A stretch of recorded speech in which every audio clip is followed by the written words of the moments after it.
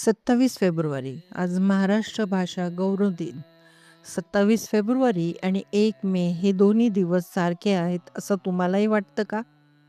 आज पूर्ण सत्य जाणून घ्या. 27 फेब्रुवारी मराठी भाषा गौरव दिन.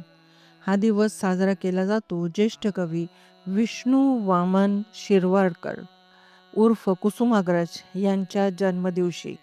नाटककार, कवी, कथाकार, कादंबरीकार आणि समीक्षक म्हणून त्यांनी मराठी साहित्य समृद्ध केले. मातृभाषेचा गौरव म्हणून 21 जानेवारी 2013 रोजी शासनाने हा दिवस अधिकृतपणे जाहीर केला. मराठीच्या इतिहासात मुकुंदराज यांनी विवेक सिंधू हा पहिला मराठी ग्रंथ लिहिला. 1 मे मराठी राजभाषा दिवस आहे.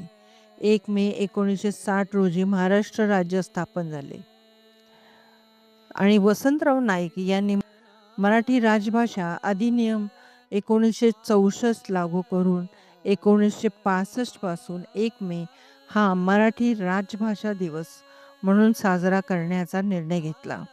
1966 पासून तो अंमलात आला. म्हणून लक्षात ठेवा, 27 फेब्रुवारी म्हणजे भाषेचा गौरव आणि 1 मे म्हणजे राज्याची अधिकृत भाषा.